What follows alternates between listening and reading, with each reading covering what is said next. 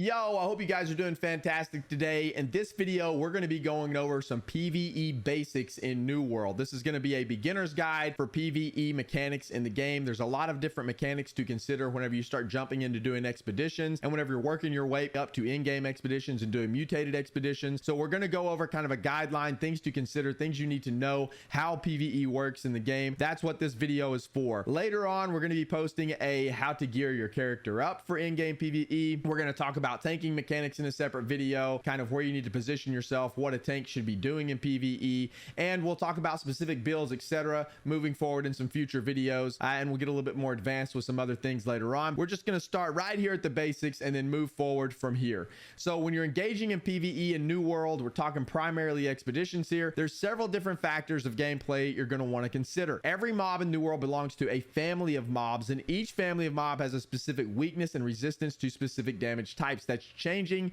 just a little bit with Brimstone Sands, and we'll talk about that a little bit more here in just a second. So there's also consumables that you need to be aware of that you can utilize to help enhance your damage output and resistances to various types of mobs. And then whenever you reach in game, you also want to make sure you have the right perks on your gear so you can have optimal resistances and damage output for each different expedition. There's also trophies that you can place in your house that's going to enhance your damage output against certain enemy types as well. So we're going to go over all of those things in this guide. So let's start with mob resistances. So as we talked about a second ago, every mob type is weak or strong against certain damage types in the game. So whenever you're choosing your New World PvE build, you're going to want to be cognizant of the mob type you're fighting and the weapon you are utilizing. So when you're damaging a mob, an icon is going to show up next to the damage numbers. You're either going to have a white number show up, which means you're doing neutral damage. You're going to have a yellow number with up arrows show up, which means you're doing increased damage, or a blue down arrow showing that you're doing decreased weapon damage or decreased damage. So we'll go over a quick chart here, and you can find this chart over at newworldfans.com. I'll make sure to link this down in the description below. But as you can see here on this chart, ancients have a resistance against slash damage. They're neutral against thrust. You can do increased damage with strike damage or the warhammer. You do 40% less fire damage to ancients, and then they're neutral to ice, nature, increased. You can do increased void damage, increased lightning damage, and then they are neutral to arcane. So as you can see, the remainder of the chart, every enemy in the game has these types of modifiers. So certain weapon types you would not want to utilize against certain enemies. So like whenever you're fighting corrupted, for example, you wouldn't want to try to DPS with an ice gauntlet, because as you can see, you do 40% reduced damage to corrupted enemies. One thing to keep in mind though is that after the Brimstone Sands patch, all of these blue numbers are going away. So you will no longer do reduced damage to enemies, but you still do the increased amount of damage to enemies whenever you're fighting them. So for example, you're corrupted, you will still do 20% more damage whenever you use a spear,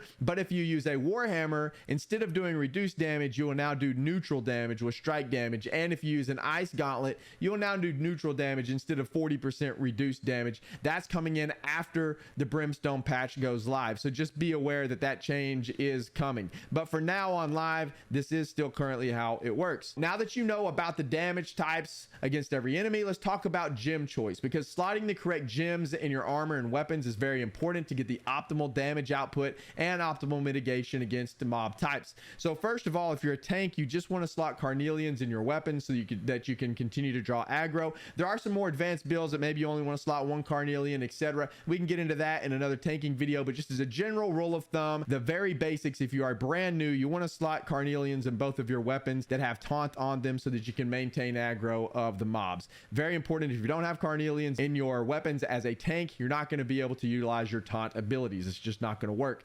So as a DPS, however, choosing the correct gem in your weapon can greatly increase the damage you do against certain types of enemies. This really needs to be taken into consideration whenever you're building out your PvE build, and you're probably going to remove those gems or replace those gems whenever you run various expeditions, and especially whenever you get into mutations, you'll definitely be changing a lot of these gems out on your armor and weapons. So just be aware that that's a thing. So for weapons, here's a general rule of thumb. Okay, for weapons, if the difference between the elemental percentage and the weapon percentage is 30% or more, then an elemental gem type is the optimal gem. You're only going to want to slot an elemental gem into your weapon if the weapon you're using has neutral or negative damage percentage against the mob you are fighting. And again, it's going away with Brimstone Sands, but right now that's how it is on live. Just a general rule of thumb. Okay, so for example, example, if you're utilizing a spear and a hatchet DPS build in the Garden of Genesis, your hatchet is going to be doing a plus 20% damage to angry earth mobs in the expedition, and your spear is going to be doing a negative 15% damage to those same mobs. So in this case, you would want to slot a fire gem, which does an additional 30% damage to angry earth mobs, into your spear, and then you would want to put a non-elemental gem into your hatchet, like an opal, for example, would be the optimal type to put into your hatchet, because you're already doing increased damage with your hatchet. If you put in a fire gem into your hatchet, it's not going to do as much increased damage as putting something like an opal would. So that's just kind of general rules of thumb whenever you're slotting gems into your gear. So of course, if you're running the mutated versions of the expedition, you're going to need to be aware of the mutation type. So this is going to change the type of gems you slot, especially in your armor. So if you're running like an ice mutation, for example, you want to make sure you have aquamarines in your armor so that you are resistant to the ice damage those mobs output. If you're running just a regular expedition, onyxes are a pretty safe choice to run, or a mixture of onyxes and opals would be a pretty safe choice to run in just a regular expedition. Let's talk about status effects a little bit now. So whenever you're putting together your New World PvE build, you're going to want to take into consideration all the different status effects and their purpose. In PvE, the most important debuff you can apply to your target is Rend. So Rend is going to reduce the amount of damage absorption your target has, and it has a cap of 30%. If you can maximize your stacks of Rend on a target, you can kill them way quicker. Weaken is also a pretty useful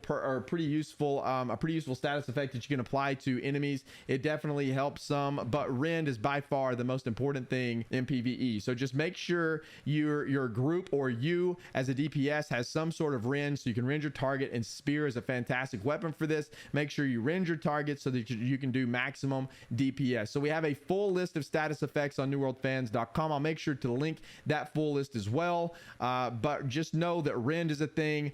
There are slows, there's weakens, there's disease, exhaust, silence, roots, and stuns. All of those are considered debuffs, but the most important thing in PvE is your rend, and then probably secondary would be weaken. And then after that, you have your CCs that are very important, your crowd controls that are very important to be utilizing to kind of stun and lock down your enemies as your DPS them down as well. Just be aware of the status effects. So let's talk about consumables just a little bit here. So if you're really going in there and trying to min-max and do the maximum damage, you want to be utilizing consumables. This is going to maximize your efficiency and damage output in expeditions. There's several consumables that you really should be utilizing whenever you're running expeditions. So these consumables consist of food, coatings, honing stones. You can run like bombs, dust if you want, and then potions obviously are very crucial. So the most important consumables to utilize would be your attribute food, your coating, and your honing stone.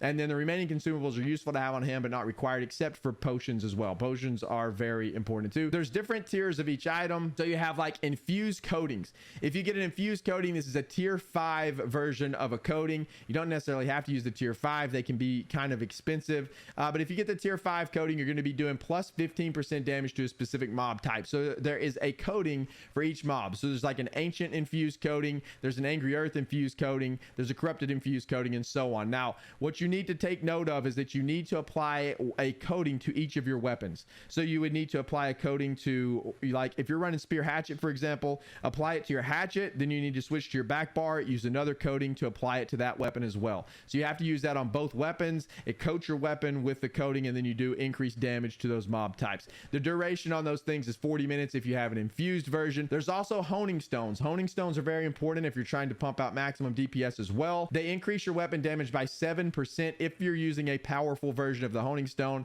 These can be very pricey, like 300, 400 gold a pop sometimes, but if you're running high level mutations, they're pretty important to maximize your weapon damage. And you can use like a tier 4 one if you don't want to spend that much money on them, and they're quite a lot cheaper. But just know these are out there, you need to be using them, and you only need to use one of these though. Unlike the coatings, the honing stone applies your increased damage just across the board. You use one and you're good. You don't have to apply one to each weapon, you just need to use one. So then also you need to be using attribute food. All right, whatever your build is, if you're pumping a lot of strength or a lot of dex, whatever your build is, if you're a tank, etc., you need to use attribute food so that you can get the maximum amount of attributes as you're running these expeditions. That's very important, especially for pumping out damage and then survivability as a tank, etc. So make sure you're aware of those. Some of the other things, or another very crucial thing you need to have on your bar is potions. You need to have potions on your bar. You need to have health potions on your bar. All right, you cannot rely on your healer to heal you every single time. If you get low or if you get yourself in a pinch, do not be afraid to pop a healing potion. It's not the healer is going to heal you as best they can, but oftentimes the healer can't heal every single person in the party. Sometimes the healer may be dropping a sacred ground on your tank and you may be out of position or something, or fighting another mob. The healer can't get to you, whatever the case may be. Just make sure you're using potions as well. Don't be the guy in there that just blames everything on your healer. Make sure you have potions on your bar and don't rely on your healer to do everything. If you get low, don't be afraid to use a potion. Use them in the expedition. All right, there's also some other kind of optional things you can use. Like there's incense in the game that increases your resistance to all afflictions by 50. The rest of these are not really necessary to use. Just know they're available and you can use them if you're having problems surviving. You have powerful gemstone dust that increases absorption of elemental damage by 35%. You have oak flesh bomb that will increase the absorption of physical damage by 35%. Both of those only last 20 seconds or until you receive 15 or you receive damage 15 times. You also have infused ward potions. These give you 15% damage absorption from a specific mob type. So kind of like the infused coatings, these are ward potions that give you defensive benefits. So these last 30 seconds or until the damage is received 15 times, and that's for the infused version of those. Those are your consumables. Let's talk about trophies for just a second, because trophies are very important as well, and something I think a lot of new players kind of underestimate or don't think about, or maybe you don't even know about them. So in addition to all the consumables, you should really have 3 houses. Getting 3 houses is pretty important, especially if you plan on doing like in-game PvE activities, because having your trophies in your homes can increase your damage output by a lot. You can obtain them for every different type of mob family, corrupted, angry earth, ancient, etc. And whatever expedition you're in, you need to make sure you have that specific trophy in your house. You can get minor, basic, or major versions of these trophies. The major versions of these trophies are incredibly difficult to get. They're very, very expensive. The ingredient you need or the material you need to make them is very rare, so you don't have to focus on those. That's a very, very in-game like grind to get. But the miners are very cheap, very easy to get, and you should at least have 3 of those in each of your house. You can place 1 of these in each of your house, and then getting the basic version is not a huge step up either, so you can get the basic fairly easy as well. Why are trophies so important? Because if you have a minor version of corrupted, say you're trying to run Dynasty Shipyard, it's corrupted enemies, and you have a minor corrupted trophy in all 3 of your houses, you have 1 minor in all 3 of your houses, you will do an increased 9% damage, because each of those give you 3% increased damage against that particular mob type. So you will be doing a flat 9% increased damage to those mobs, which is pretty crazy. The basics will do 4% damage per trophy, so you can do up to 12% damage. And then if you go to majors, it's 5% damage increase per trophy, so you would do up to 15% additional damage to the mob type that you have the trophy, whichever trophy you have slotted in your home. So those are very important things to be aware of. You can buy the minors and the basics off the trading post typically for fairly cheap. I would highly suggest you at least have minors before you start running expeditions. It will help you out tremendously, and they are very cheap, very easy to get. Now let's talk about weapon or gear perks, what you would want to have on your gear as you're kind of progressing through, and kind of perks to look for as you start to progress and start to min-max your build a little bit. So ideally, when you're setting up your build, you're going to want to shoot for very specific perks. Now bear in mind that like best in slot items are pretty subjective and situational a lot of times, and they are very hard to obtain in New World. But there's some like undisputed perks that you're going to have in order to like maximize your efficiency in expeditions. This really gets important whenever you start running mutated versions. Whenever you're running the regular versions, you don't have to worry about this as much, but whenever you start getting into mutated versions and the high-end PvE gameplay, you really want to focus on having sets that have these perks on there. Having a ward perk on your gear is really, really important. It's not a must have, and we can talk about that, or I'll talk about this more in the like gearing up video that we do, or how to gear out your character. We'll go into a little bit more in depth about what perks you want, but just know that ward perks are out there, they exist, and you have a ward perk, it's per specific mob type. So you have Angry Earth Ward, you have Corrupted Ward, you have Ancient Ward, etc. So you would need different sets for every expedition, because every expedition has different enemy types in there. Genesis, Garden of Genesis is Angry Earth, Lazarus is Ancients, Barnacles and Black Powder is Lost. Get the picture. So you would need different armor sets for each expedition, and those armor sets should have ward on there. And again, if you're just getting in expeditions, if you're very starting your journey in expeditions, this isn't that important. It's not that crucial. You can still get through the expeditions without these perks, but this is how you begin to min-max and become very efficient at running these dungeons, and you will want them whenever you're starting to do mutations. So also perks like refreshing evasion are very good whenever you're running your expedition, so you can get your abilities back quicker. And then a skill perk on your gear, depending on your build. So for example, like a Sundering Shockwave or something like that would be ideal to have on your armor as well. And sometimes you'd want those on your weapon, depending on what you're running. And again, we'll get into more specifics of perks and other things in another video. So some other useful perks that you can be on the lookout for are like Freedom, Vigor, Invigorated, Elemental Aversion, Physical Aversion. All those perks would work for some PvE content. But Ward, I would consider Ward, Refreshing, and skill perks probably at the top of the list. For your weapon, you're going to have the appropriate Bane perk for the mob type you are fighting. So this is kind of undisputed, right? This is something you want on your weapon. As a DPS, you definitely want to have a Bane perk on your weapon, because you're just going to do a ton more damage. Some other great options after Bane: Rogue and Vicious, or Rogue or Vicious. One of those two on your weapon is also very, very valuable to have.